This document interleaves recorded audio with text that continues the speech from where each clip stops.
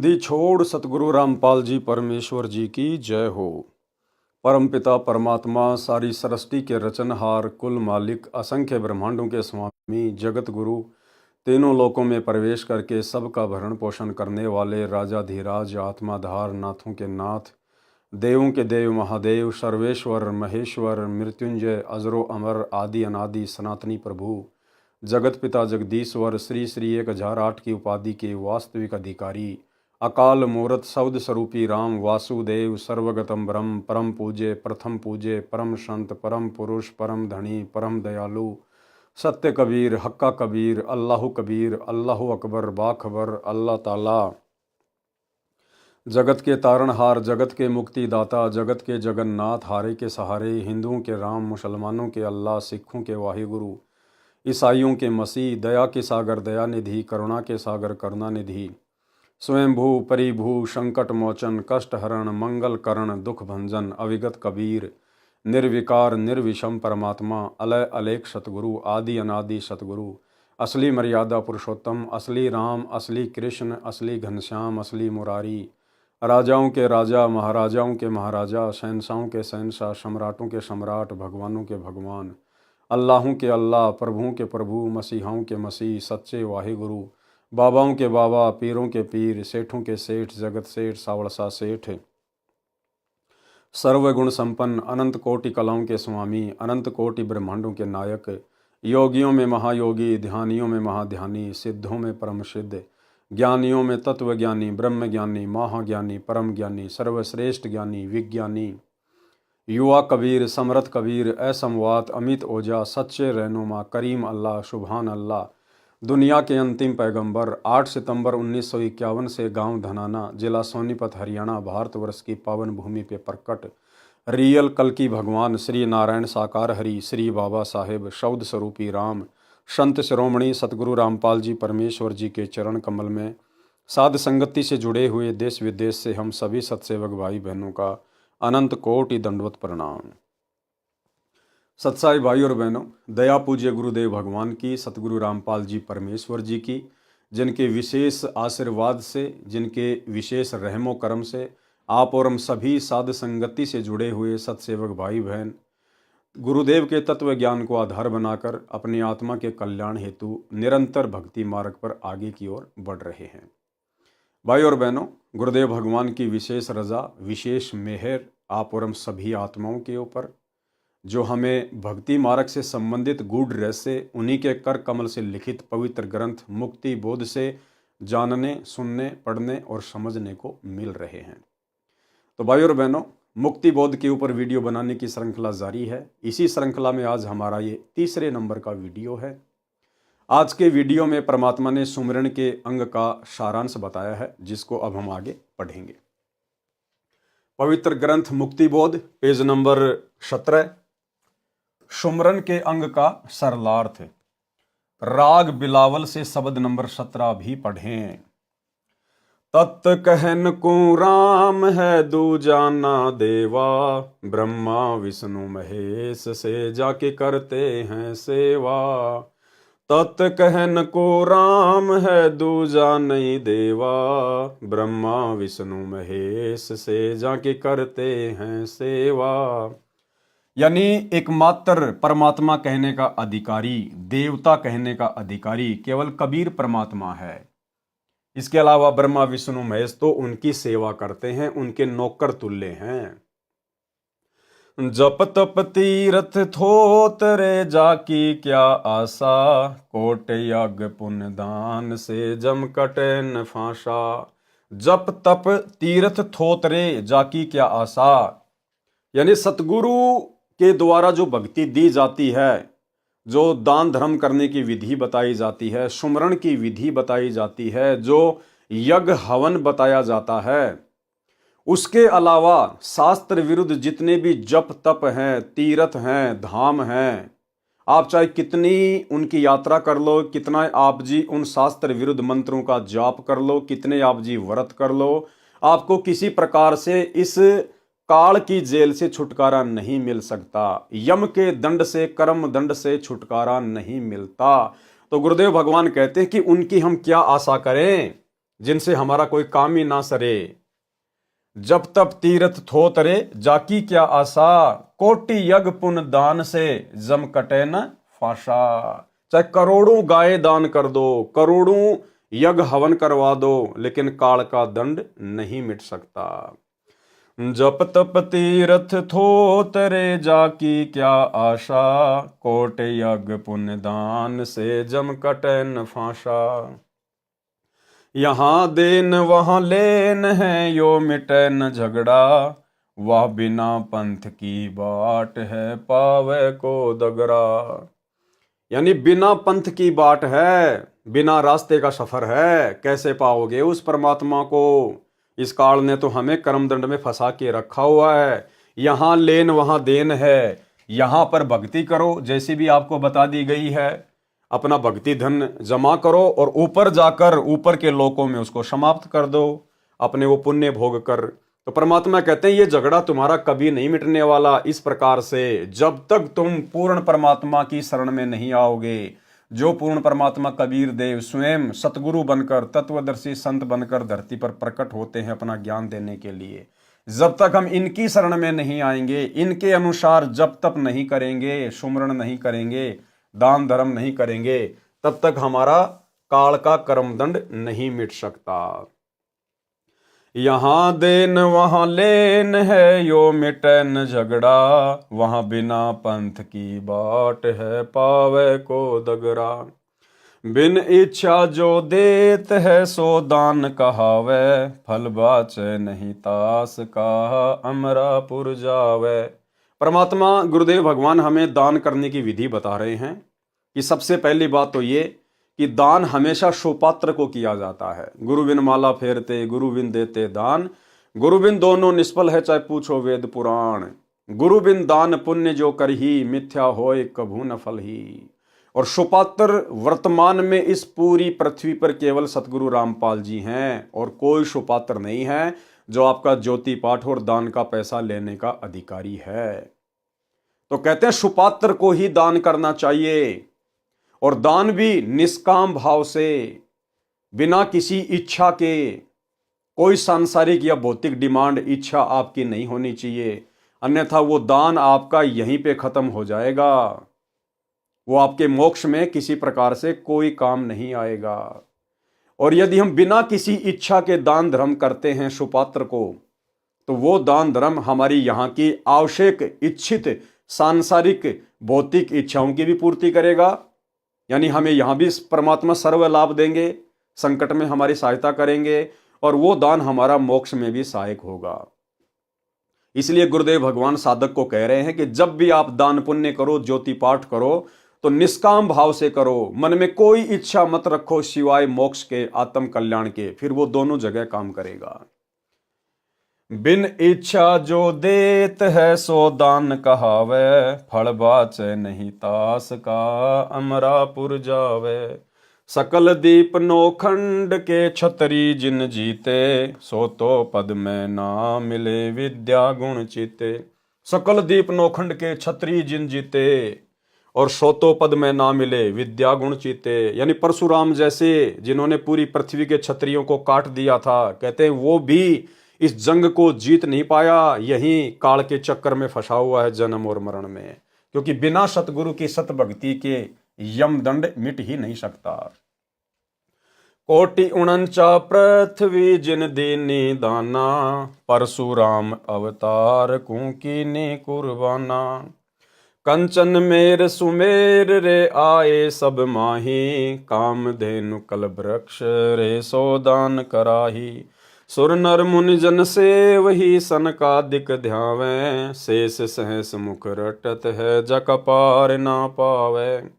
यानी भाई और बहनों, आप और हमारा सौभाग्य देखिए, आप वर्तमान में इस कलयुग की बिचली पीढ़ी में जिस पूर्ण परमात्मा को, कबीर देव को, सतगुरु रामपाल जी परमेश्वर जी को, जो कि भक्ति और मुक्ति के दाता हैं, कहते हैं सुर नर मुनिजन। सुर यानी जितने भी देवता हैं, नर यानी जितने भी इंसान हैं, बड़े बड़े साधक हैं, मुनिजन सेव ही यानी जिसकी पूजा करते हैं, शनकादिक ध्यावें, शेष सहस यानी जो शेष नाग है वो भी अपने 1000 मुख से उस परमात्मा का नाम रटता है, जपता है, लेकिन उसके बाद भी वो उस पूर्ण परमात्मा की गति को प्राप्त नहीं हो पा रहे, उनको वो वास्तविक नाम प्राप्त नहीं है, इन सबको वो वास्तविक सतगुरु प्राप्त नहीं है, जो बड़े सौभाग्य से आज आप और हमें प्राप्त है। तो उनके द्वारा किए जाने वाला इतना प्रयास भी विफल है, बेकार है। और आप और हमें आज वो परमात्मा मिल गया जिनकी सत्य भक्ति से थोड़े समय में यदि हम मर्यादा में रहकर इस भक्ति मार्ग पर डटे रहे तो हम पूर्ण मोक्ष प्राप्त कर सकते हैं। तो आप और हम भाई बहन, बिचली पीढ़ी वाले, ये सुर नर मुनिजन सनकादिक शेषनाग, इन सब से कितने परम सौभाग्यशाली हैं। सुर नर मुनिजन से वही सनकादिक ध्यावे, शेष सहस मुख रटत है जाका पार ना पावे। ब्रह्मा विष्णु महेश रे देवा दरबारी, शंख कल्प युग हो गए जाके खुले न तारी। सर्व कला संपूर्ण रे सब पीरन का पीरा, अनंत लोक में गाज है जाका नाम कबीरा। आज वो कबीर परमात्मा हमें प्राप्त हो चुके हैं। परले शंख असंख रे पल माही बिहानी, गरीबदास निज नाम की महिमा हम जानी। यानी गरीबदास जी हमें बता रहे हैं कि इस निज नाम की कितनी जबरदस्त महिमा है। ये निज नाम कितना जबरदस्त है, आपके सदा सदा के लिए 84 के यम फंद को समाप्त कर देगा। वाणी नंबर 1-2। गरीब ऐसा अवगत राम है, आदि अंत ना कोई, वार पार कीमत नहीं, अचल हिरंबर सोई। गरीब ऐसा अविगत राम है, अगम अगोचर नूर, सुन स्नेही आदि है, सकल लोक भरपूर। यानी अविगत राम यानी कबीर परमेश्वर सतगुरु रामपाल जी की महिमा की गई है। संत गरीबदास जी ने जिसको अविगत राम परम दिव्य पुरुष कहा है, वह कबीर परमेश्वर काशी शहर में जुलाई की भूमिका किया करता था और वर्तमान में गांव धनाना, जिला सोनीपत, हरियाणा में प्रकट होकर इस परमेश्वर ने आप और हमें जगाने के लिए आज एक सामान्य संत की, एक आम व्यक्ति की भूमिका की है। गरीब सब पदवी के मूल हैं, सकल सिद्धि हैं तीर, दास गरीब सतपुरुष भजो, अविगत कला कबीर। गरीब अनंत कोटि ब्रह्मांड का, एक रति नहीं भार, सतगुरु पुरुष कबीर हैं कुल के सिरजनहार। गरीब हम सुल्तानी नानक तारे, दादू को उपदेश दिया, जाति जुलाहा भेद न पाया, काशी माहे कबीर हुआ। यही सतगुरु रामपाल जी जिन्होंने 650 साल पहले काशी में कबीर जुलाही की भूमिका की। सरलार्थ, संत गरीबदास जी ने इस अविगत राम का निज नाम पूर्ण सतगुरु से लेकर सुमरण करने के लिए जोर देकर कहा है। उसकी महिमा बताई है, उसकी भक्ति से लाभ तथा अन्य देव की भक्ति से लाभ तथा फिर दोनों की तुलना करके निर्णय दिया है कि राम कबीर का नाम जप भैया, जय तेरा पार चलने को दिल है जी। कबीर परमेश्वर ऐसा अविगत राम है जिसका न आदि यानी जन्म शुरुआत है और न अंत है यानी मृत्यु नहीं है, अर्थात सनातन अविनाशी परमात्मा है। उसका कोई वार पार यानी भेद नहीं। वह अनमोल, अचल, अचल यानी स्थायी है, हिरंबर यानी सोने की तरह सुनहरी रंग यानी तेजोमय है। जैसे एक पारस पत्थर है, उसके छोटे से टुकड़े को 1 क्विंटल के लोहे के गाटर या स्तंभ से छू दिया जाए तो पूरे स्तंभ को सोना यानी गोल्ड बना देता है।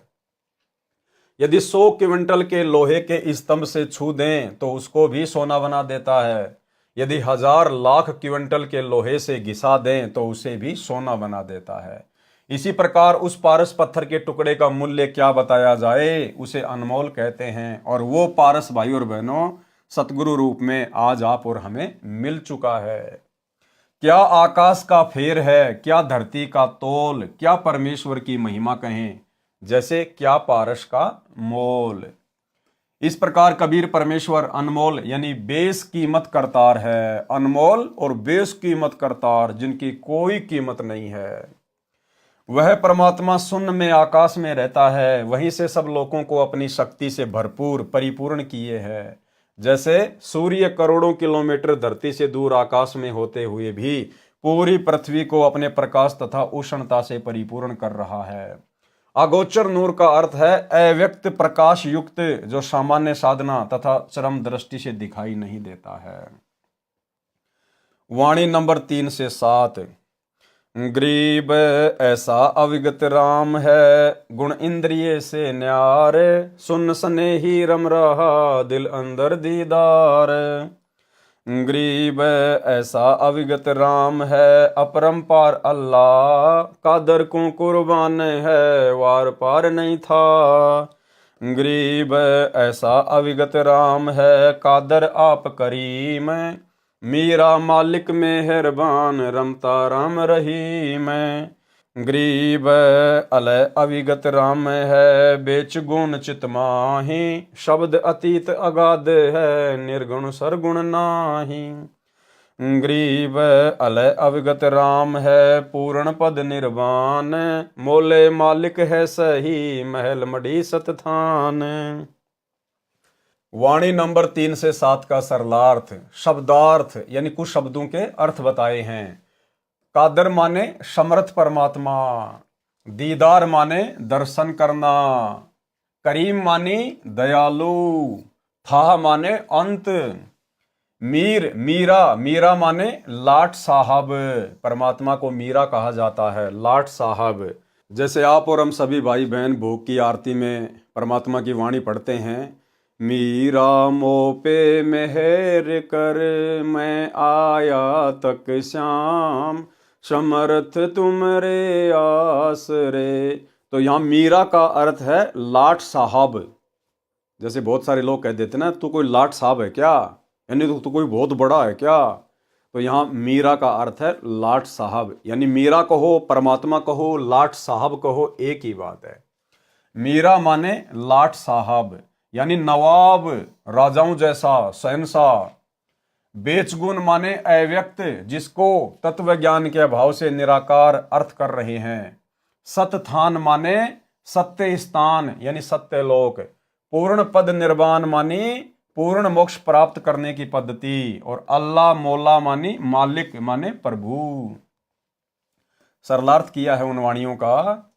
कबीर जी ऐसे अविगत राम हैं जो तीनों गुणों तथा भौतिक शरीर की इंद्रियों से न्यारे हैं। कबीर जी ऐसे राम हैं जो तीनों गुण, रजगुण, सतगुण और तमोगुण से दूर हैं, और उनका शरीर जिस प्रकार आप और हमारी इंद्रियां हैं उस प्रकार से नहीं है, नूरी शरीर है। उनका शरीर तथा सामर्थ्य सबसे भिन्न और अधिक है, उसका कोई अंत नहीं है। वह बेचगुण यानी अव्यक्त है। जैसे सूर्य के सामने बादल छा जाते हैं उस समय सूर्य अव्यक्त होता है, उसी प्रकार परमात्मा और आत्मा के मध्य पाप कर्मों के बादल अड़े हैं, जिस कारण से परमेश्वर विद्यमान होते हुए भी अव्यक्त है, दिखाई नहीं देता। और भाई और बहनों, ये पाप कर्मों के बादल वर्तमान में गुरुदेव की लाखों की संगत में से केवल साध संगति से जुड़े हुए भगत भाई बहनों के हटे हैं, जिस कारण से आज हमें परमेश्वर सतगुरु रूप में बिल्कुल साक्षात दिखाई दे रहे हैं। आज वही कबीर परमात्मा, वही परमेश्वर सतगुरु रामपाल जी के रूप में धरती पर प्रकट हैं, आप और हमारे सतगुरुदेव के रूप में हैं। लेकिन आज भी सतलोक आश्रमों से जुड़े हुए 90% भाई बहन तत्व ज्ञान के अभाव में अपने सतगुरुदेव की पहचान नहीं कर पा रहे हैं। साध संगति से ना जुड़ पाने के कारण अपने गुरुदेव को कबीर परमेश्वर के रूप में नहीं पहचान पा रहे हैं, जबकि कबीर परमेश्वर साक्षात सतगुरु के रूप में धरती पर विद्यमान हैं, प्रकट हैं। लेकिन पाप कर्मों के कारण वे आत्माएं अपने गुरु को परमात्मा के रूप में नहीं देख पा रही हैं। जिस प्रकार गुरुदेव ने बताया कि सूर्य बिल्कुल विद्यमान है आकाश में, लेकिन बीच में बादल आ गए, जिस कारण से वो अव्यक्त हो गया, दिखाई नहीं दे रहा। वो प्रत्यक्ष है, विद्यमान है, लेकिन बादल बीच में आ गए। इसी प्रकार जब भगत के पाप कर्म ज्यादा होते हैं तो वो बादल की तरह आत्मा और परमात्मा के बीच में आ जाते हैं। साक्षात व्यक्त होने के बावजूद भी वो दिखाई नहीं देता। तो भाई और बहनों, ये जो पाप कर्म के बादल हैं ये केवल वर्तमान में साध संगति से जुड़े हुए भगत भाई बहनों को हटे हैं, जिस कारण से आज हमें वो कबीर परमात्मा अपने गुरु भगवान के रूप में स्पष्ट दिखाई दे रहे हैं। और हमने घर घर में परमेश्वर का आसन लगा दिया, सभी सत्सेवक भाई बहनों ने परमेश्वर का बेड लगा दिया, और गीता अध्याय 3 श्लोक 13 के अनुसार इस परमेश्वर को, पूर्ण परमात्मा को प्रतिदिन भोग लगाया जाता है, भोग की आरती के साथ। तो आप और हमें स्पष्ट दिखाई दे रहे हैं। क्यों?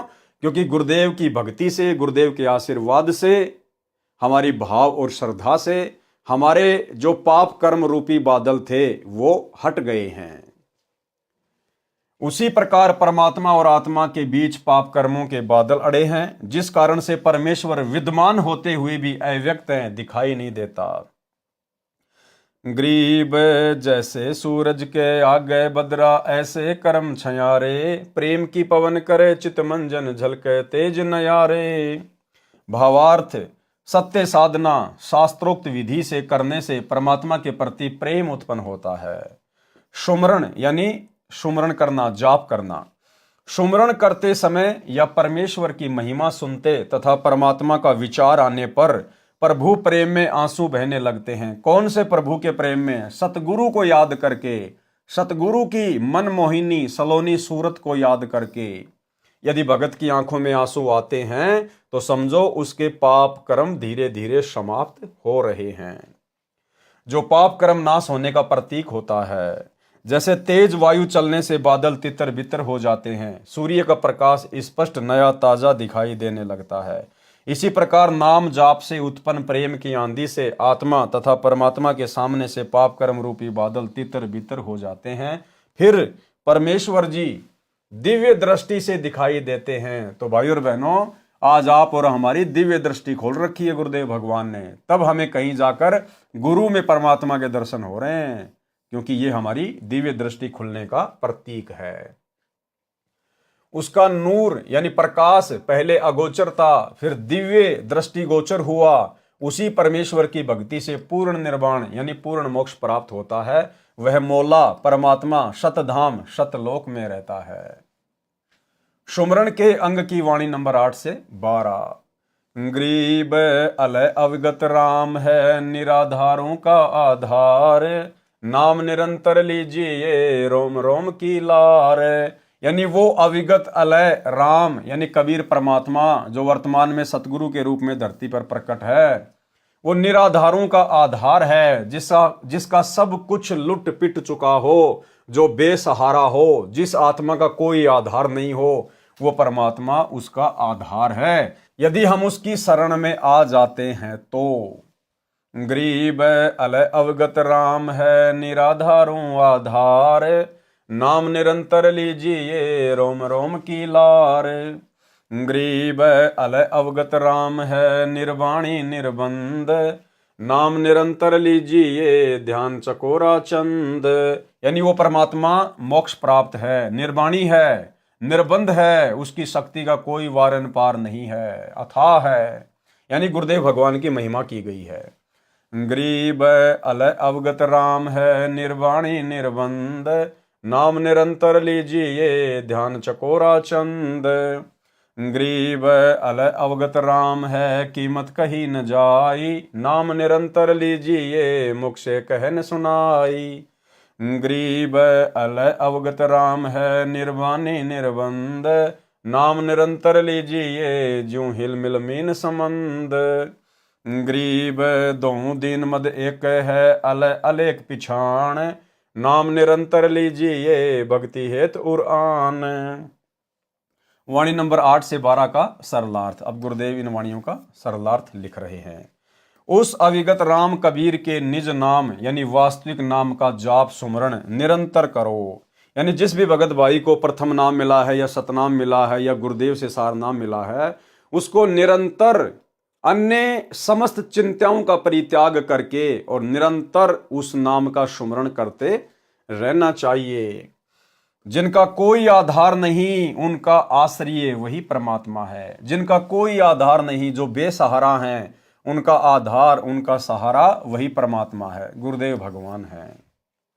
वह परमात्मा निर्वाणी यानी पूर्ण मोक्षदायक है, निर्बंध यानी स्वतंत्र है, उनके ऊपर किसी की हुकूमत यानी सत्ता नहीं चलती है। वह कुल का मालिक है। क्या कह रहे हैं भाई और बहनों? वह कुल का मालिक है। कौन? सतगुरु। विशेष संदेश नंबर 71, उसमें गुरुदेव भगवान कह रहे हैं कि ये काल ब्रह्म अर्जुन को गीता का ज्ञान देते समय कह रहा है कि अर्जुन, यदि तुझे पूर्ण मोक्ष प्राप्त करना है तो गीता अध्याय 4 श्लोक 34 में वर्णित उस तत्वदर्शी संत की शरण में जा।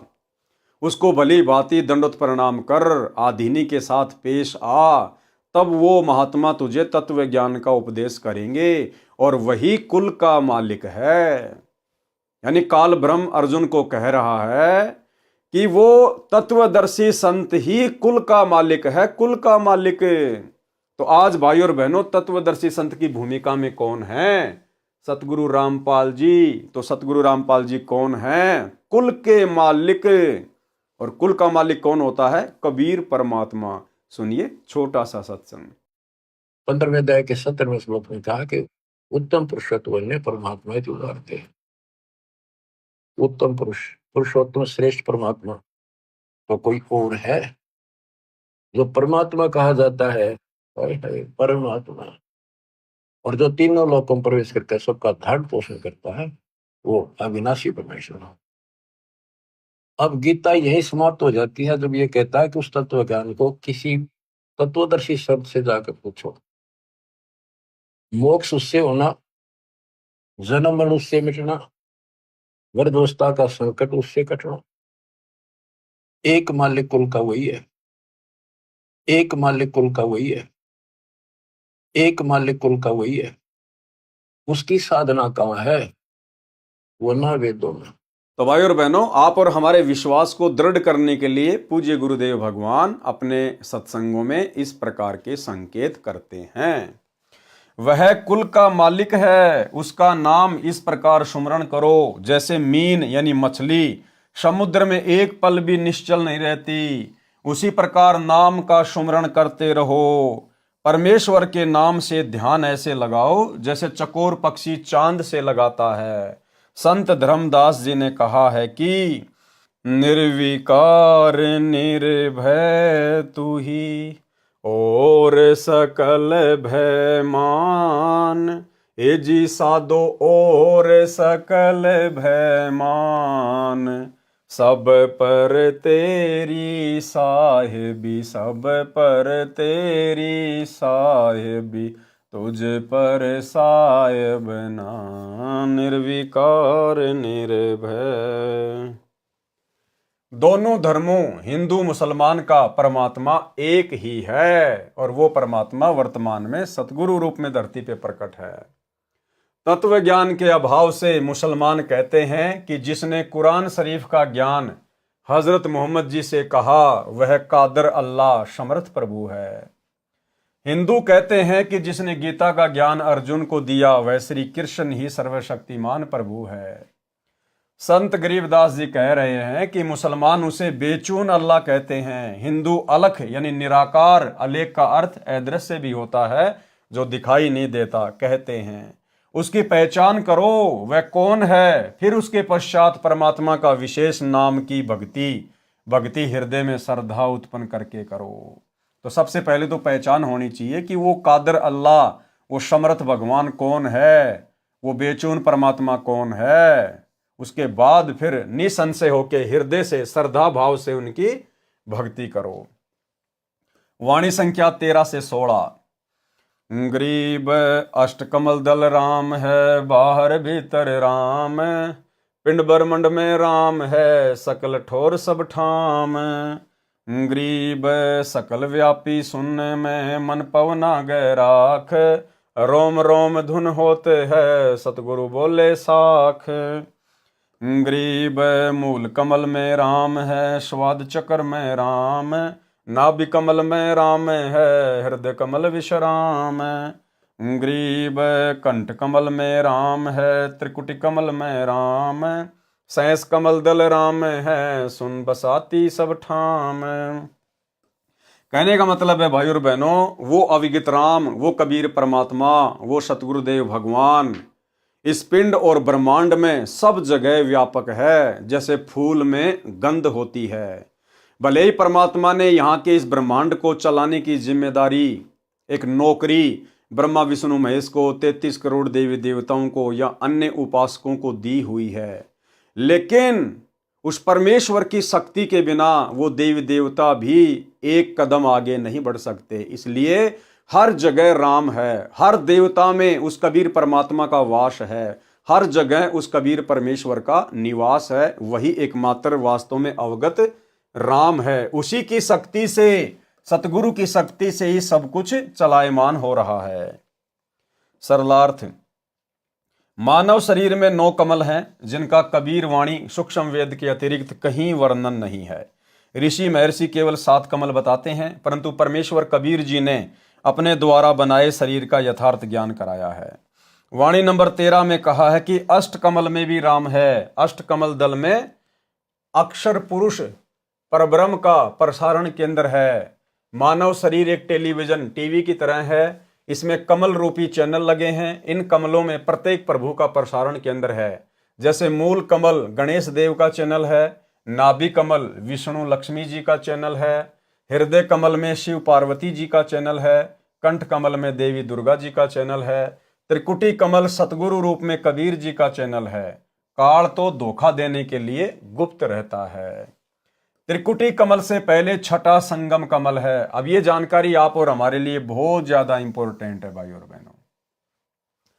त्रिकुटी कमल से पहले छठा संगम कमल है, जो मुख्य रूप में सरस्वती का चैनल है, जहां पर भक्तों तथा भक्तमतियों की परीक्षा होती है। यानी यहां से हम जितने भी भगत भाई बहन जब शरीर त्याग कर जाएंगे, तो त्रिकुटी से पहले जो छठा संगम कमल है, जहां पर सरस्वती का चैनल है, सरस्वती के रूप में स्वयं दुर्गा ही रहती है भक्तों को फंसाने के लिए, तो वहां पर भगत तथा भक्तमतियों की परीक्षा होती है। यानी परमात्मा आज हमारे से जो भी बुराइयां छुड़वा रहे हैं, वो इसीलिए छुड़वा रहे हैं कि हम वहां पर उस संगम कमल में काल के जाल का शिकार ना हो जाएं। अब कैसे ठगता है वहां काल?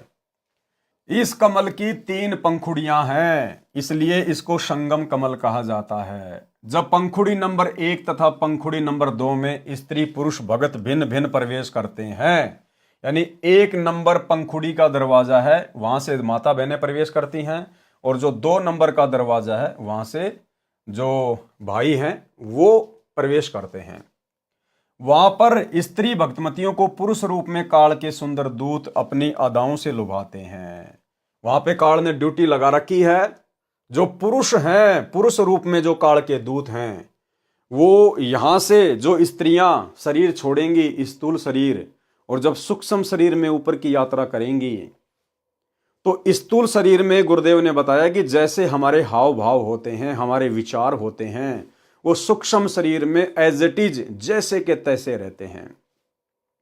और हम वहां पर उन काल के सुंदर और लुभावना रूप बनाकर जो माता बहनों को ठगने का प्रयास करेंगे अपनी अदाओं से, उनके जाल में वो माता बहनें फंस जाती हैं। क्योंकि यहाँ भी उनकी आदत ऐसी होती है, आश्रमों में आते जाते समय या आम व्यावहारिक समाज में उनकी आदत उसी प्रकार से बिगड़ी हुई होती है, जो सत्संग के वचन सुनकर भी नहीं सुधर पाती हैं।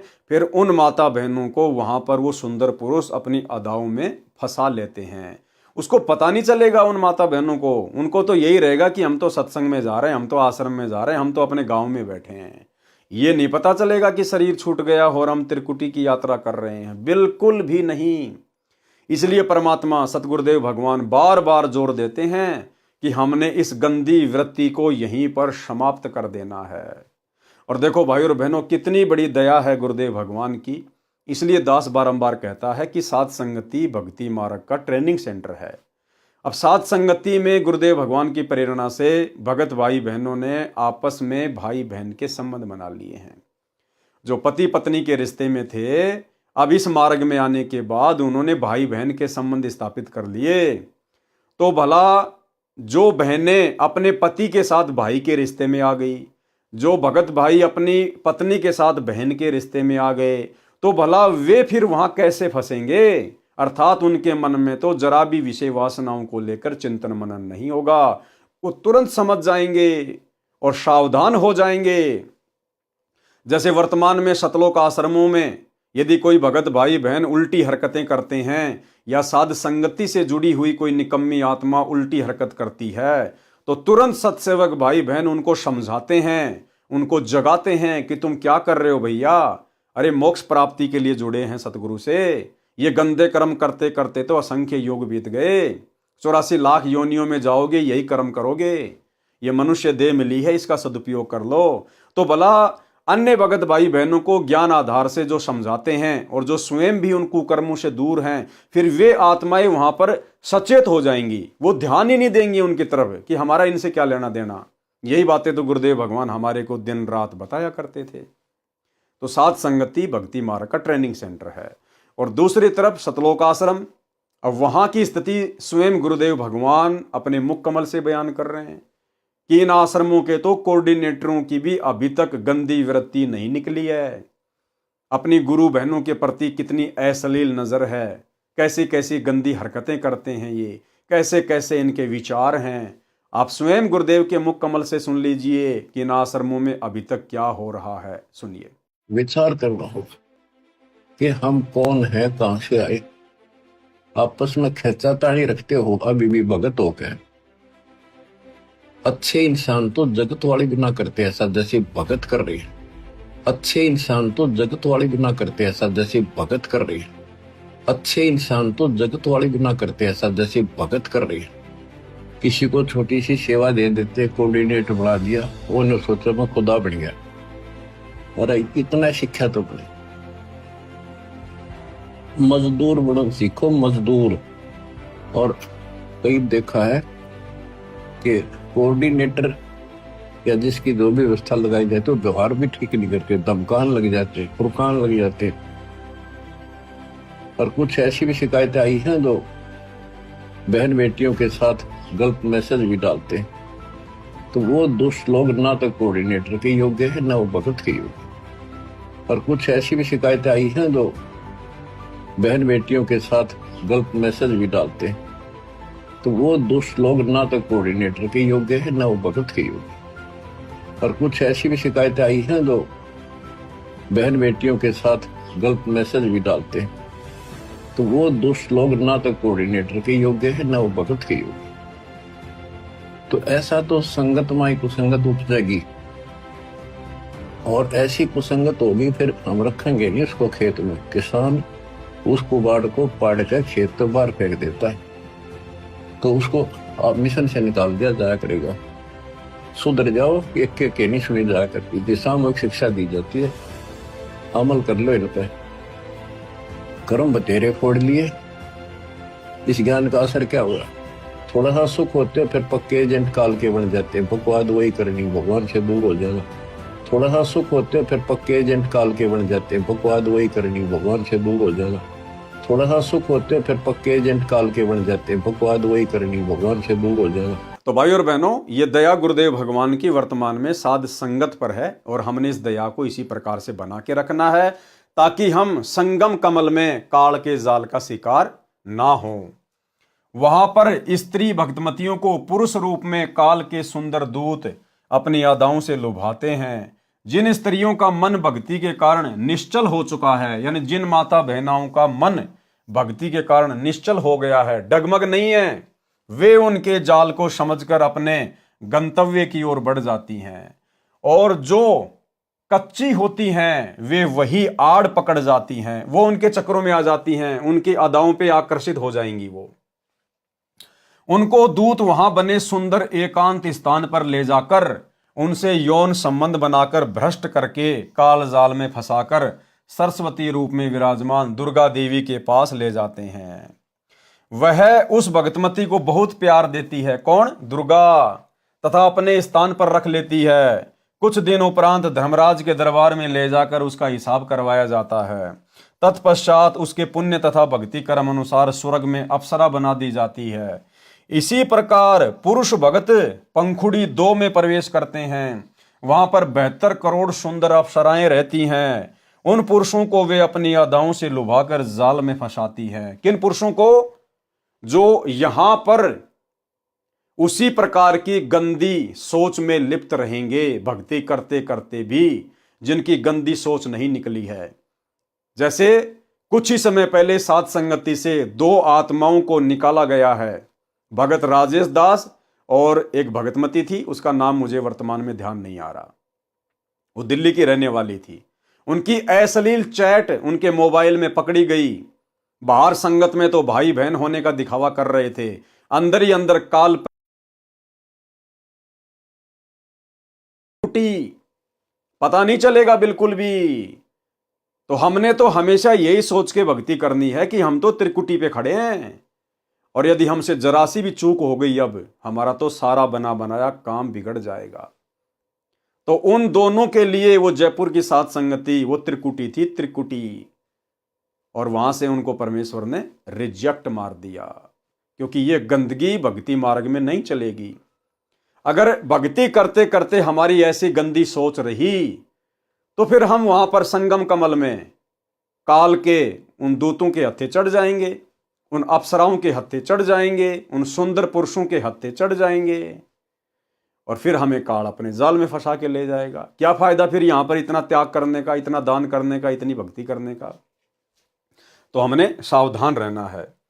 जो उस जाल को इस ज्ञान से समझ जाता है वह उनकी ओर देखता तक नहीं है।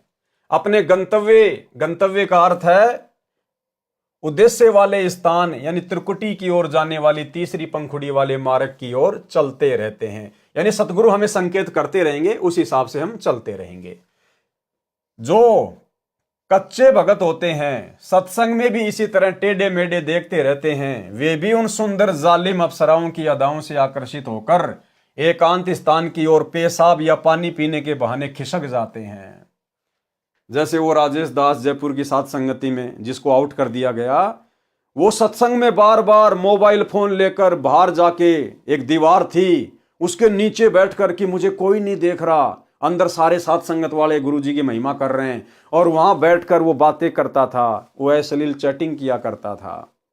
तो इसी प्रकार से वहां होगा, वो अप्सराएं उस मजनू को पकड़ के ले जाएंगी एकांत स्थान पर, और उसको लगेगा मुझे यहां कोई नहीं देख रहा, मैं बिल्कुल सुरक्षित हूं।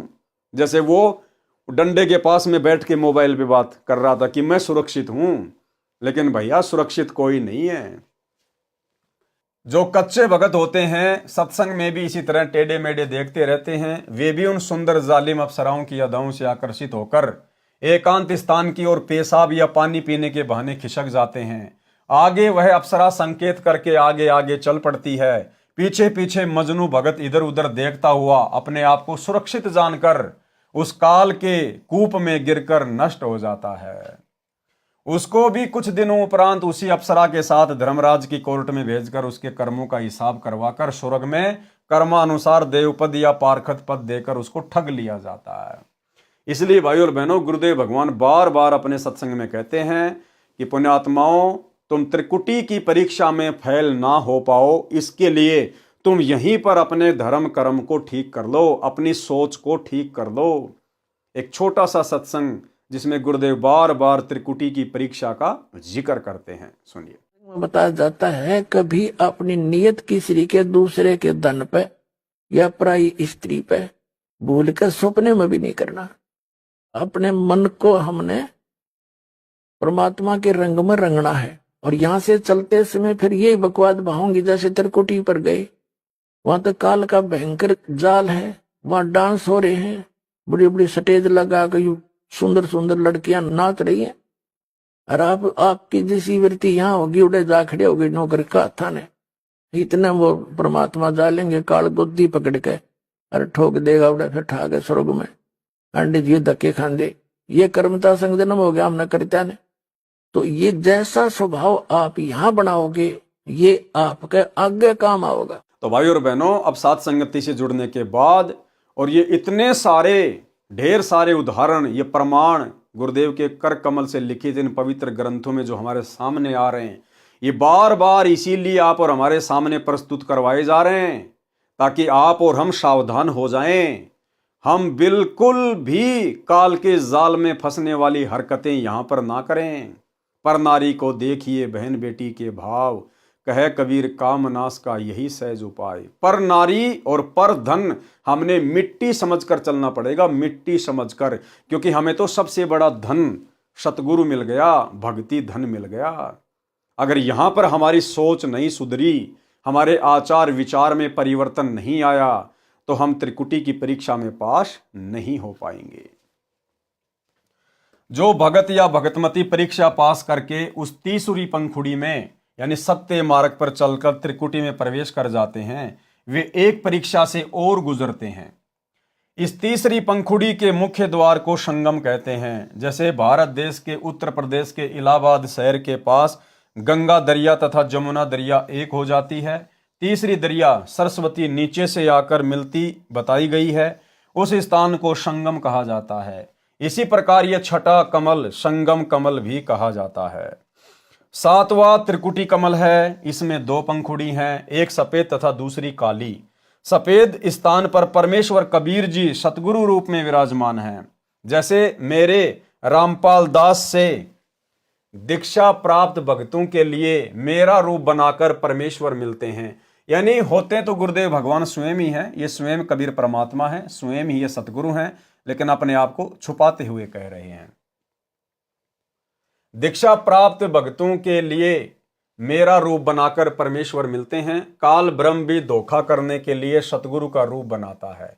जिन भक्तों ने ज्ञान ठीक से समझ रखा होता है, वे सतनाम तथा सारनाम का सुमरण करके जांच करते हैं। सुमरण के पश्चात भी यदि सतगुरु रूप है तो वास्तविक परमेश्वर है। यदि नकली सतगुरु काल ब्रह्म होगा तो सुमरण से उसका नकली सतगुरु रूप समाप्त हो जाएगा। अब भाइयों और बहनों, ये दंडोत प्रणाम करके सतगुरु रूप में किसी अन्य की पहचान करने का फॉर्मूला भी केवल साध संगतियों में ही है। सतलोक आश्रमों से जुड़े हुए भाई बहनों को, सतगुरु रामपाल जी परमेश्वर जी के बेटा बेटी भाई बंधु रिश्तेदारों को, इनको किसी को दंडोत प्रणाम तक भी करना नहीं आता है। जो विधि गुरुदेव भगवान ने बताई है उस विधि से ये लोग दंडोत प्रणाम नहीं करते, तो भला त्रिकुटी पर ये लोग कैसे बच पाएंगे? क्योंकि उस समय पता तो चलेगा ही नहीं कि मैं आश्रम में हूं, अपने घर पे हूं, या त्रिकुटी पे हूं, या किसी संत समागम में हूं। तो जब आज ही ये इतने बड़े बड़े भगत, आश्रम संचालक, बड़े बड़े कोऑर्डिनेटर, गुरुदेव का परिवार, जब आज ही इन लोगों को दंडोत प्रणाम करने की सही विधि का ज्ञान नहीं है कि भैया कैसे मंत्र जाप करना चाहिए, कैसे हमने दंडोत प्रणाम करना चाहिए, तो भला उस समय इनकी क्या हालत होगी। तो ये दया भी परमात्मा ने अपने गुरुदेव को यथार्थ दंडोत प्रणाम करने की साध संगत वालों के ऊपर ही बख्शी है। यदि नकली सतगुरु काल ब्रह्म होगा तो सुमरण से उसका नकली सतगुरु रूप समाप्त हो जाएगा, काल रूप दिखाई देगा। यह घटना केवल उसी भगत को दिखाई देगी जिनको ये ज्ञान याद है, और जिनको ज्ञान याद नहीं रहता वे वहां असफल हो जाते हैं। कहने का मतलब है, जो भगत भाई बहन इस पृथ्वी पर भक्ति करते करते जब उनका शरीर छूटता है, उस समय तक यदि वो मर्यादा में नहीं है, तो उस समय वो कितना यत्न कर लेना, कितना त्रिकुटी पे वो प्रयत्न कर लेना, कितना वो सुमरण कर लेना, उस समय काल के जाल से वो नहीं बच सकते। और जो भगत भाई बहन पूर्ण मर्यादा में हैं, जिनकी सुरती सतलोक में लगी हुई है, उनको तो परमात्मा बाईपास ले जाएगा, त्रिकुटी वरकुटी के झंझट में नहीं डालेगा परमात्मा। तुम कर दो पल में पार हो जा रजा थारी। ये त्रिकुटी वाली यात्रा तो परमेश्वर उन आत्माओं से करवाएंगे जो आत्माएं यहां पर भक्ति करते करते भी मर्यादा में नहीं रह पाई, काल के पक्ष में पहुंच जाते हैं, जन्म मरण के चक्कर में फंसकर करा कराया नष्ट करके जन्म मरण के चक्कर में रह जाते हैं। जो भगत परीक्षा में सफल हो जाते हैं उनको परमेश्वर कबीर जी सतगुरु रूप में साथ लेकर धर्मराय की कोर्ट में ले जाते हैं। वकालत करके ब्रह्म काल के स्तर के धार्मिक कर्मों का पुण्य वहां जमा कराकर भक्तों को अपने साथ ब्रह्मरंध्र के सामने त्रिवेणी पर ले जाते हैं। वहां सतनाम के ओम से दूसरे मंत्र का जाप करते हैं, ब्रह्मरंध्र का किवाड़ तुरंत खुल जाता है। आगे चलकर दो रास्ते हो जाते हैं, बाया रास्ता काल के ब्रह्मलोक में सहस्त्र कमल में चला जाता है, दाया रास्ता मिनी सतलोक की ओर जाता है।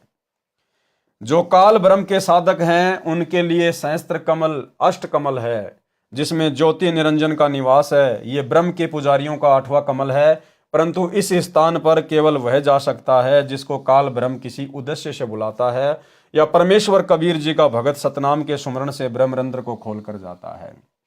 अब देखो भाई और बहनों, ये जितनी भी जानकारी है शरीर के कमलों से संबंधित है, ये जानकारी आप और हमारे विशेष कोई काम की नहीं है। ये तो परमात्मा केवल इसलिए लिख रहे हैं ताकि कोई ये ना समझे कि भाई कबीर जी अनपढ़ थे, उनको शरीर के कमलों का ज्ञान नहीं था, या गरीबदास जी अनपढ़ थे, उनको ज्ञान नहीं था, या सतगुरु रामपाल जी को संस्कृत नहीं आती, ये संत नहीं हो सकते, इनको ज्ञान नहीं है।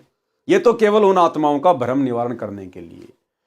यदि हमें विश्वास है कि आज हमें सच्चा गुरु मिल गया है, और विश्वास है कि हमारा गुरु ही कबीर भगवान है, और हमने भी गुरु को कबीर परमात्मा मान लिया, सारी रिहर्सल उसी प्रकार से हम कर रहे हैं। नकली भगवानों को हमने अपने घर से बाहर निकाल दिया। दाढ़ी मूंछ वाली कबीर जी की फोटो को हम भगवान नहीं मानते, ना हम जून के महीने में उसका कबीर प्रकट दिवस मनाते।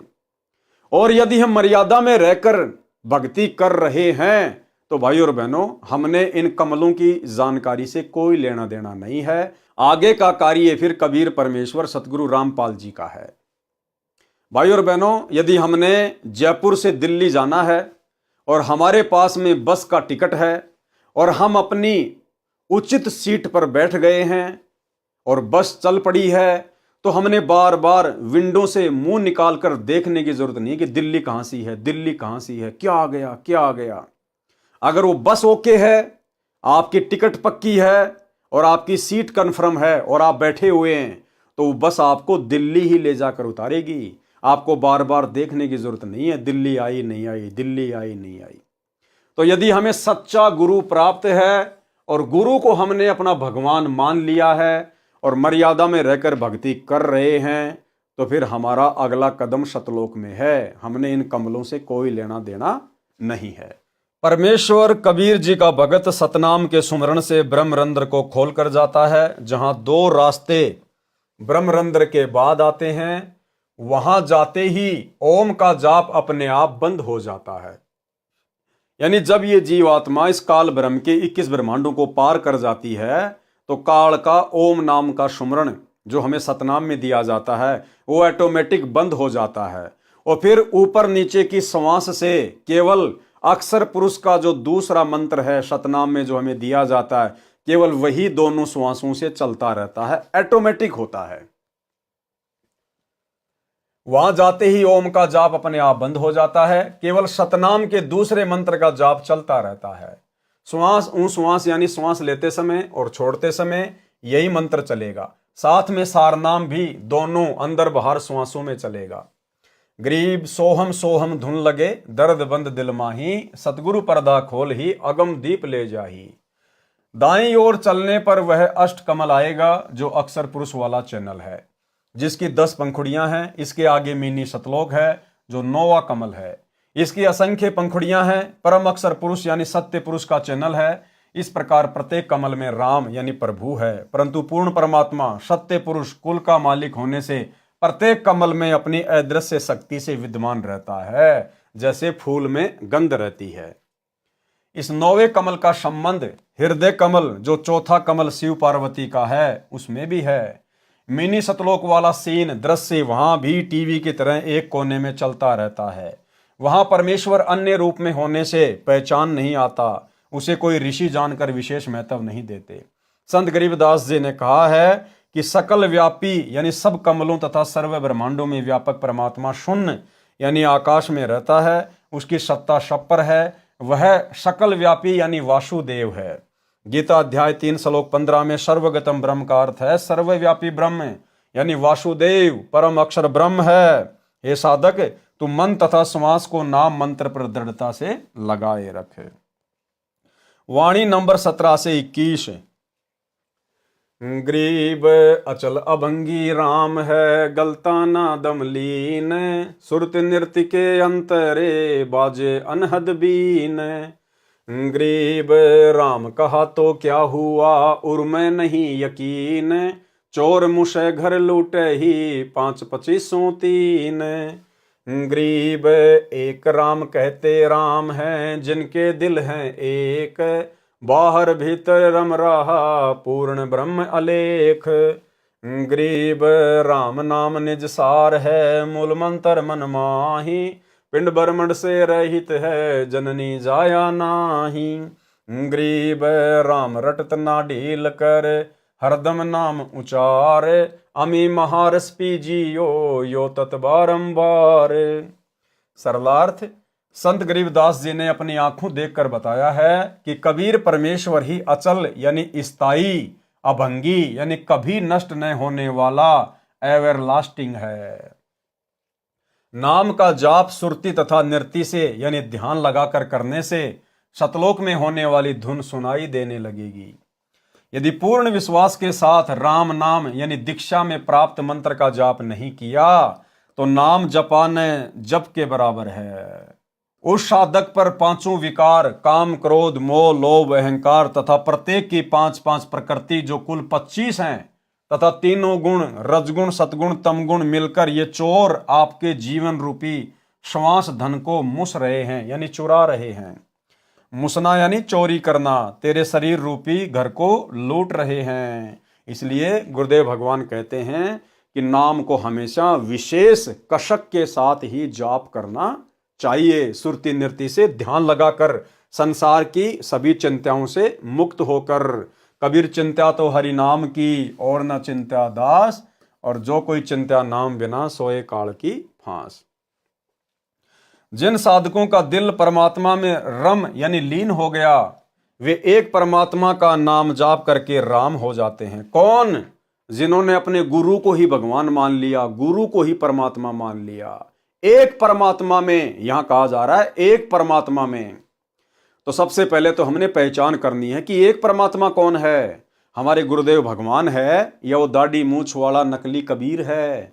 उसके बाद हमारी सुरती नृत्य लगेगी, हमारी पूरी श्रद्धा बनेगी। तो ये पहचान भी गुरुदेव के आशीर्वाद से उस एक परमात्मा की केवल सात संगत वाले भाई बहनों को हो पाई है कि वो एकमात्र कबीर परमात्मा सृष्टि का रचनहार सतगुरु रामपाल जी परमेश्वर जी हैं। जिन साधकों का दिल परमात्मा में लीन हो गया वे एक परमात्मा का नाम जाप करके राम हो जाते हैं, यानी आध्यात्मिक शक्ति प्राप्त करके देव के समान पद प्राप्त कर लेते हैं, यानी देवताओं जितनी आध्यात्मिक शक्ति वाले हो जाते हैं। परमात्मा शरीर के कमलों में तथा बाहर सब जगह विद्यमान है। वाणी नंबर 20-21। परमात्मा प्राप्ति के लिए साधना करने में राम नाम यानी गुरु जी से प्राप्त सत्य मंत्र ही निज सार हैं, यानी विशेष महत्व रखता है।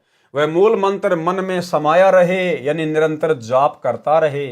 वह परमात्मा जिसका जाप मूल मंत्र सार नाम है वह पिंड यानी शरीर तथा ब्रह्मांड से भिन्न आकाश में बने अमर धाम में रहता है। उसका जन्म किसी माता से नहीं हुआ, ना सतगुरु जननी जने जाके माना बाप, पिंड ब्रह्मांड से रहित ना वहां तीनों ताप। वाणी नंबर 21। अब उस राम का सुमरण यानी सुमरण करने में ढील ना कर, प्रत्येक श्वास यानी हरदम से नाम का उच्चारण कर। यह सुमरण रूपी अमृत को पी ले। ये तत्व यानी निष्कर्ष है, बार बार इस नाम के जाप का आनंद ले। अमी महारस यानी अमर होने का महान मंत्र के जाप रूपी रस को पी ले, यानी निरंतर गुरुदेव भगवान ने हमें जो सुमरण दिया है हम उसका जाप सुरती नृत्य से करते रहें, मर्यादा में रहकर करते रहें, गुरु को कबीर परमात्मा मानकर करते रहें। वाणी नंबर 22-24। गरीब कोटि गऊ जे दान दे, कोटि जग जो नार, कोटि कूप तीरथ खैने मिटे नहीं जमार। गरीब कोटिक तीरथ व्रत करी, कोटि गज करि दान, कोटि अश्व विप्रो दिए मिटे न खेचा तान। गरीब पार्वती के उर्धरा अमर भीषण माही, सुखदेव की 84 मिट्टी निरालम निज नाम। यानी गुरुदेव भगवान हमें समझाना चाह रहे हैं कि बिना सतगुरु और बिना सतगुरु के सतनाम के आप चाहे कितने भी नकली नामों का जाप कर लो, राधे राधे श्याम मिला दे, हरे राम हरे कृष्णा ओम नमो भागवते, कुछ भी आप कितनी ही ये पुराणों के अनुसार गऊ दान में दे दो, कितने आप जी हवन यज्ञ करवा लो, कितने आप जी कुएं खुदवा लो, बावड़ियां खुदवा लो, तालाब खुदवा लो, कितने आप जी घोड़े दान में दे दो ब्राह्मणों को, लेकिन इस काल के साथ जो जन्म मरण की खींचातान है वो नहीं मिट सकती। वो तो केवल सतगुरु की शरण में आकर, सतगुरु को परमात्मा मानकर, और सतगुरु ने हमें जो दीक्षा मंत्र दिए हैं उनका अंतिम श्वास तक मर्यादा में रहकर सुमरण करने से ही कटेगा।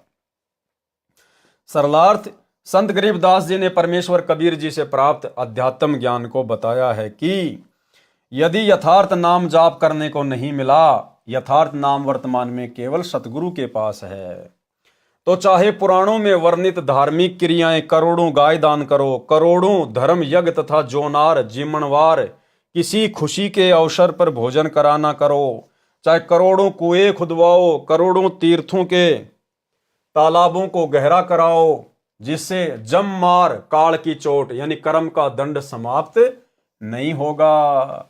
चाहे करोड़ों तीर्थों का भ्रमण करो, करोड़ों व्रत रखो, करोड़ों हाथी दान करो, चाहे करोड़ों घोड़े ब्राह्मणों को दान करो, उससे जन्म मरण तथा कर्म के दंड से होने वाली खींचातान यानी दुर्गति समाप्त नहीं हो सकती। भक्ति मुक्ति के दाता सतगुरु भक्ति मुक्ति के दाता, और उस साहिब के हुक्म बिना नहीं तरवर पात हिलनता। केवल गुरु ही भक्ति और मुक्ति के दाता हैं। वाणी नंबर 24 का भावार्थ है कि जैसे पार्वती पत्नी शिव शंकर को जितना अमृतत्व भगवान शिव जितनी आयु नाम प्राप्ति के बाद जिएगी, फिर दोनों की मृत्यु होगी, इतना मोक्ष भी देवी जी को शिव जी को गुरु मानकर निज मंत्रों का जाप करने से प्राप्त हुआ है। ऋषि वेद व्यास जी के पुत्र सुखदेव जी को अपनी पूर्व जन्म सिद्धि का अहंकार था, जिस कारण से बिना गुरु धारण किए ऊपर के लोकों में सिद्धि से उड़कर चला जाता था। जब श्री विष्णु जी ने उसे समझाया और स्वर्ग में रहने नहीं दिया, तब उसकी बुद्धि ठिकाने आई।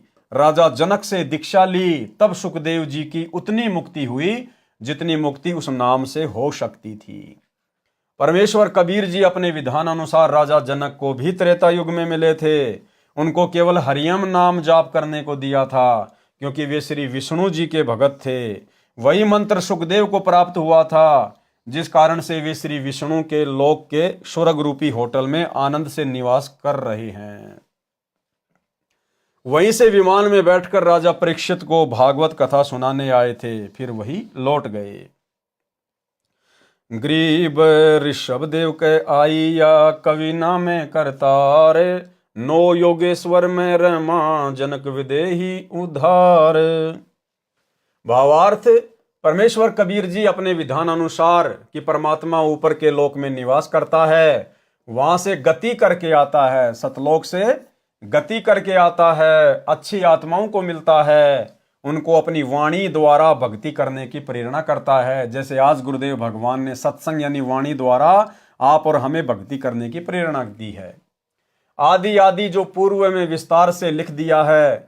राजा ऋषभ देव जैन धर्म के प्रथम तीर्थंकर को मिले थे। अपना नाम कबीर देव बताया था। ऋषभ देव जी ने अपने धर्म गुरुओं ऋषियों से सुन रखा था कि परमात्मा का वास्तविक नाम वेदों में कवि यानी कबीर देव है। परमात्मा कवि ऋषि नाम से ऋषभ देव को भक्ति की प्रेरणा देकर अंतर ध्यान हो गए थे। नौ नाथों गोरखनाथ, मच्छंद्रनाथ, जलंधरनाथ, चरपटनाथ आदि आदि को समझाने के लिए उनको मिले तथा राजा जनक विदेही यानी विलक्षण शरीर वाले को विदेही कहते हैं, उनको सत्य ज्ञान बताकर उनको सही दिशा दी। राजा जनक से दीक्षा लेकर सुखदेव ऋषि को स्वर्ग प्राप्त हुआ, परंतु वह पूर्ण मोक्ष नहीं मिला, जो गीता अध्याय 15 श्लोक 4 में कहा है। ये सौभाग्य तो भाई और बहनों आप और हमें प्राप्त हुआ है। तत्वदर्शी संत से तत्व ज्ञान समझने के पश्चात आध्यात्मिक अज्ञान को तत्व ज्ञान रूपी शस्त्र से काटकर उसके पश्चात परमेश्वर के उस परम पद की खोज करनी चाहिए, जहां जाने के पश्चात साधक लौटकर संसार में कभी नहीं आते। जिस परमेश्वर से संसार रूपी वृक्ष की प्रवृत्ति विस्तार को प्राप्त हुई है, यानी जिस परमेश्वर ने संसार की रचना की है, केवल उसी की भक्ति करो। यानी जब हमें सतगुरु मिल जाए और सतगुरु का जब हमें तत्व ज्ञान सुनने को मिल जाए, सतगुरु का तत्व ज्ञान सबसे बड़ा शस्त्र है, जो अज्ञान, पाखंड और शास्त्र विरुद्ध साधनाओं का सत्यानाश कर देता है। उसके बाद साधक की सुरती फिर सतलोक में लग जाती है, अपने गुरु के चरणों में लग जाती है, और वही साधक अंत में पूर्ण मोक्ष प्राप्त कर पाता है। वाणी नंबर 24 में यही स्पष्ट किया है कि यदि स्वर्ग जाने की भी तमन्ना है तो वे विशेष निज मंत्रों के जाप से ही पूरी होगी, परंतु ये इच्छा तत्व ज्ञान के अभाव से है। जैसे गीता अध्याय 2 श्लोक 46 में बहुत सटीक उदाहरण दिया है कि सब ओर से परिपूर्ण जलाशय प्राप्त हो जाने पर छोटे जलाशय में मनुष्य का जितना प्रयोजन रह जाता है, उसी प्रकार तत्व ज्ञान की प्राप्ति के पश्चात विद्वान पुरुष का वेदों यजुर्वेद सामवेद अथर्ववेद ऋग्वेद में प्रयोजन रह जाता है। भावार्थ, तत्व ज्ञान की प्राप्ति के पश्चात अन्य देवताओं से होने वाले क्षणिक लाभ, स्वर्ग व राज्य प्राप्ति से अधिक सुख समय तथा पूर्ण मोक्ष, गीता अध्याय 15 श्लोक 4 वाला मोक्ष जो परमेश्वर परम अक्षर ब्रह्म, गीता अध्याय 8 श्लोक 3 8 9 10 20 से 22 वाले परमेश्वर के जाप से होता है, उसकी जानकारी के पश्चात साधक की जितनी श्रद्धा अन्य देवताओं में रह जाती है। यानी जब हमें सतगुरु मिल जाएगा, सतगुरु से हमें पूरा तत्व ज्ञान मिल जाएगा, सृष्टि रचना का अनमोल ज्ञान सुनने को मिल जाएगा, अध्यात्म का दाना दाना सतगुरु हमें समझा देगा, उसके बाद हमारी आस्था यहाँ के देवी देवताओं के लोक में जाने की, स्वर्ग में जाने की बनेगी ही नहीं। जिस प्रकार आदमी किसी छोटे तालाब के सहारे है और यदि उसको किसी बड़े तालाब का पता चल जाए तो बड़े तालाब की प्राप्ति के बाद जैसी आस्था उसकी छोटे तालाब में रह जाती है, ऐसी स्थिति सतगुरु से पूर्ण ज्ञान प्राप्त करने के बाद इन देवी देवताओं की भक्ति और इनके लोकों में रह जाती है। कबीर एक साधे सब सदें, सब साधे सब जाए, माली सींचे मूल को फले फूले अघाए। और भाई वो एकमात्र साधना के योग्य परमात्मा वर्तमान में सतगुरु रामपाल जी हैं। भावार्थ, गीता अध्याय 15 श्लोक 1 से 4 को इस अमृतवाणी में संक्षिप्त करके बताया है कि जो ऊपर को मूल वाला तथा नीचे को तीनों गुण रजगुण ब्रह्मा, सतगुण विष्णु, तमगुण शिव रूपी शाखा वाला संसार रूपी वृक्ष है। कबीर अक्षर पुरुष एक पेड़ है, निरंजन वाकी डार, तीनों देवा शाखा हैं, पात रूप संसार। जैसे पौधे को मूल की ओर से यानी जड़ की ओर से पृथ्वी में रोपण करके जड़ की सिंचाई की जाती है, तो उस जड़ परमात्मा परम अक्षर ब्रह्म की पूजा से पौधे की परवरिश होती है। तब तना, डार, शाखाओं तथा पत्तों का विकास होकर पेड़ बन जाता है। छाया, फल तथा लकड़ी सर्व प्राप्त होती हैं, जिसके लिए पौधा लगाया जाता है। यदि पौधे की शाखाओं को यानी पौधे की टहनियों को मिट्टी में रोपकर जड़ों को ऊपर करके सिंचाई करेंगे तो भक्ति रूपी पौधा नष्ट हो जाएगा। इसी प्रकार एक मूल यानी भक्ति का मूल कौन होता है? सतगुरु, एक परमात्मा। इसी प्रकार एक मूल परम अक्षर ब्रह्म रूप परमेश्वर की पूजा करने से सर्वदेव विकसित होकर साधक को बिना मांगे फल देते हैं, जिसका वर्णन गीता अध्याय 3 श्लोक 10 से 15 में भी है। इस प्रकार ज्ञान होने पर भगत का प्रयोजन उसी प्रकार अन्य देवताओं से रह जाता है, जैसे झील की प्राप्ति के पश्चात छोटे जलाशय में रह जाता है। छोटे जलाशय पर आश्रित को ज्ञान होता है कि यदि 1 वर्ष बारिश नहीं हुई तो छोटे तालाब का जल समाप्त हो जाएगा, उस पर आश्रित भी संकट में पड़ जाएंगे। झील के विषय में ज्ञान है कि यदि 10 वर्ष भी बारिश न हो तो भी जल समाप्त नहीं होता। इसी प्रकार सतगुरु के तत्व ज्ञान से भगत को यह पता चल जाता है कि यदि मैंने सतगुरु की भक्ति नहीं की, सतलोक वाली भक्ति नहीं की, और यदि देवी देवताओं की भक्ति करके इनके लोक में चला गया तो यहाँ तो थोड़े समय का सुख है, उसके बाद फिर मेरे को 84 लाख योनियों में डाला जाएगा, नरक में डाला जाएगा।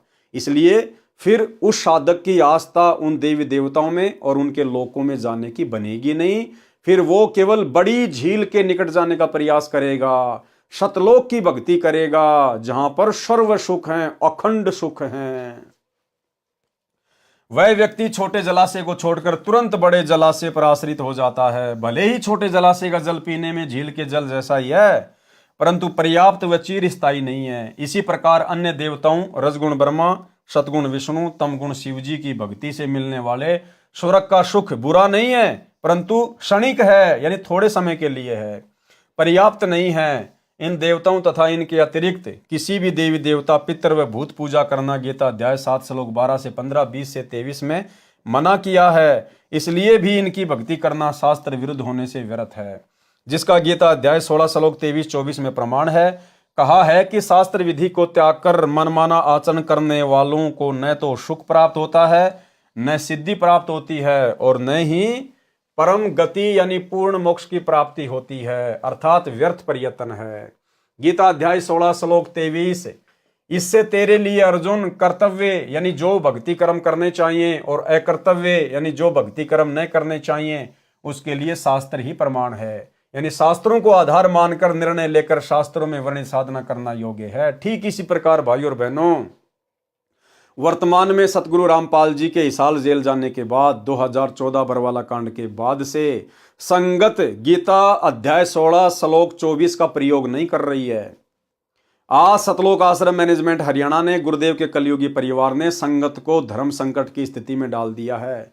संगत को चौराहे पे लाके खड़ा कर दिया है। टोटल भक्ति विरुद्ध कर्म, और वो भी गुरु का आदेश बताकर पीले पर्चे निकाल कर करवाया जा रहा है।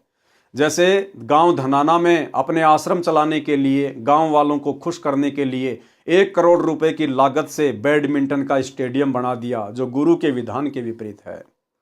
सतलोक आश्रम धनाना में 10 एकड़ जमीन में बहुत बड़े हॉस्पिटल का काम शुरू कर दिया गया, जो कि गुरु के सत्संगों के विपरीत है।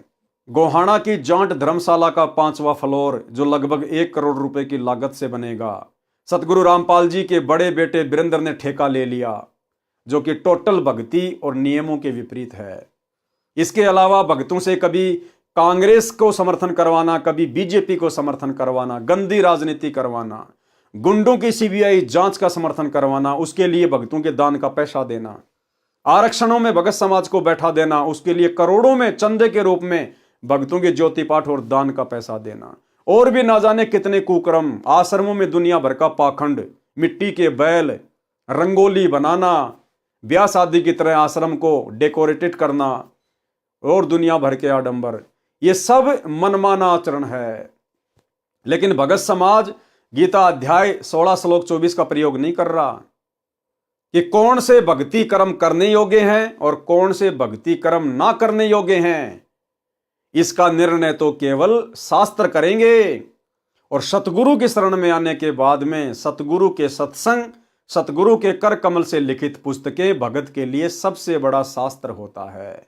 और यदि गुरुदेव के सत्संग में इन सब कुकर्मों का उल्लेख नहीं है तो भाई और बहनों, फिर आप जी मनमाना आचरण कर रहे हैं। शास्त्र विधि को त्याग कर मनमाना आचरण जो आपसे वर्तमान में इन आश्रमों में करवाया जा रहा है। और हम सत्सेवक भाई बहन, हमने गीता अध्याय 16 श्लोक 24 को अपने काम में लिया। हमने इस श्लोक के आधार से जो भी उल्टे आचरण करने के आदेश, जो भी घटिया कर्म करने के आदेश सतलोक आश्रम मैनेजमेंट हरियाणा के द्वारा संगत में पारित किए गए, हमने सीधे सीधे उनके ऊपर अमल ना करके पहले अपने गुरुदेव भगवान के सत्संगों को बीच में रखा, गुरुदेव भगवान के शास्त्रों को, उनकी पुस्तकों को बीच में रखा, अर्थात ज्ञान को आधार बनाकर सोचा कि जो कर्म हमसे वर्तमान में कोऑर्डिनेटरों के माध्यम से या गुरुदेव के परिवार वालों के माध्यम से करवाए जा रहे हैं, ये गुरुदेव के सत्संगों के अनुसार है या सत्संगों के विपरीत है। और जब हमें लगा कि ये तो शास्त्र विधि को त्याग के मनमाना आचरण करवाया जा रहा है, तो हमने बिल्कुल नकार दिया कि भैया हम तुम लोगों के कहे अनुसार भक्ति मार्ग पर ये उल्टे कर्म नहीं कर सकते। तो भाई और बहनों, आज हमारी जान बची, अर्थात हमारी भक्ति बची, हमारी मर्यादा बची। बाकी सतलोक आश्रमों से जुड़े हुए भाई बहनों की कोई मर्यादा सुरक्षित नहीं है। वाणी नंबर 25, गरीब अगम अनाहद भूमि है, जहां नाम का दीप एक पलक बिछुड़े नहीं, रहता नैनों बीच। सरलार्थ, उस परमेश्वर का द्वीप यानी सतलोक अगम अनाहद काल के तथा अक्षर पुरुष के लोकों से आगे वाली विशाल धरती है। अनहद माने जिसकी हद यानी सीमा ना हो। सतलोक विसीमित है, वह परमात्मा तत्व ज्ञान प्राप्त साधक की आंखों का तारा बनकर रहता है। अब देखो, बहुत सारे भगत भाई बहन शंका जाहिर करते हैं। वैसे तो गुरुदेव भगवान ने अपने सत्संगों में कई बार जिक्र किया है, तो कई भगत भाई बहन कहते हैं कि भगत जी मुझे अपनी आंखों के सामने जो है वो काली काली धारियां सी दिखाई देती हैं। कोई कहता कि वो मक्खी जैसी दिखाई देती है, आंखें बंद करते हैं तो भी वो दिखाई देती है। तो गुरुदेव ने बताया वो क्या है, वो आपकी भक्ति का पैमाना है। अगर आपको अपनी आंखों के सामने वो काली काली धाराएं दिखाई देती हैं, किसी को वो जो है मक्खी जैसी, तो किसी को लाइन जैसी, तो किसी को स्प्रिंग जैसी, अगर यूं नजर करेंगे तो वो इधर जाएगा, यूं नजर करेंगे तो इधर जाएगा, ऊपर देखेंगे तो ऊपर को जाएगा, आंखें बंद करेंगे तो भी वो दिखाई देगा। तो गुरुदेव ने बताया ये आपकी भक्ति कमाई है जो आपकी आंखों के सामने दिखाई देती है। और जिस भगत को ये दिखाई देता है इसका मतलब है कि सतगुरु सदा उसके साथ में है। सतगुरु एक क्षण भी उस भगत से दूर नहीं होता है। वो कमाई उसके पिछले जन्म की भी हो सकती है, वो कमाई उसकी वर्तमान भक्ति से भी हो सकती है। और उस कमाई को हमने सुरक्षित रखना चाहिए। यदि सतगुरु शरण नहीं है तो सतगुरु की शरण में अति शीघ्र आना चाहिए, अन्यथा थोड़े समय बाद वो रेखाएं दिखना बंद हो जाएंगी, हमारी बैटरी डिस्चार्ज हो जाएगी।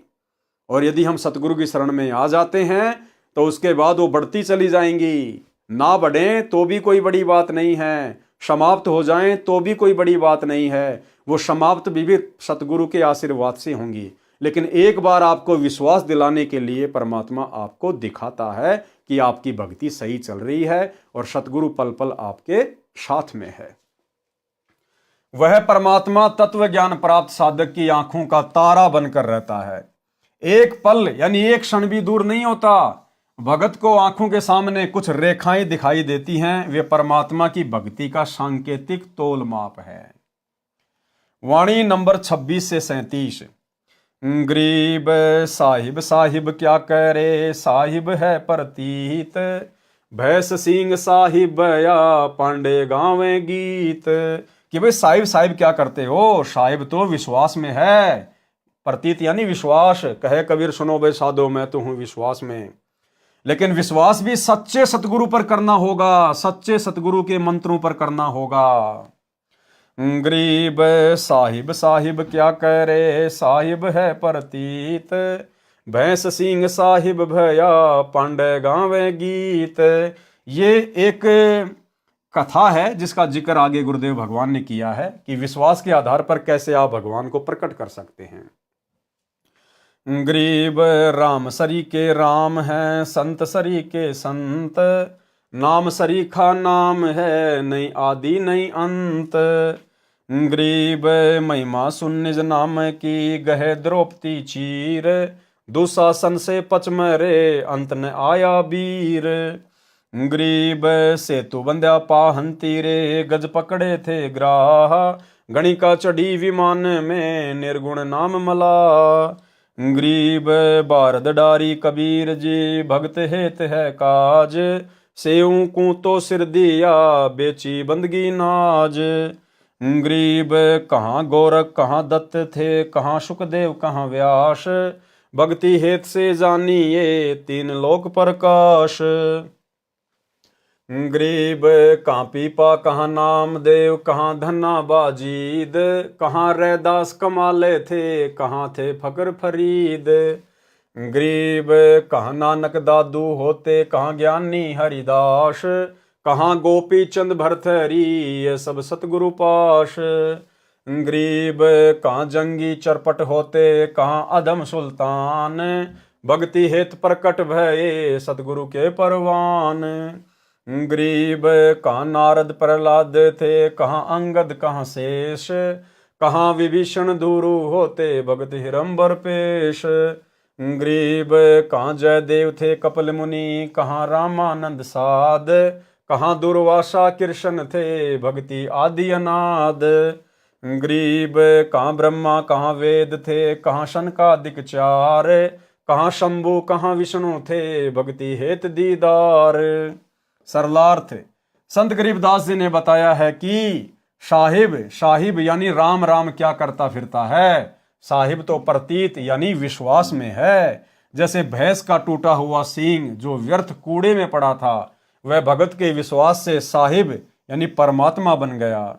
पंडित गुरु को विश्वास नहीं था, वह केवल परमात्मा की महिमा के गुणगान निज स्वार्थ के लिए कर रहा था।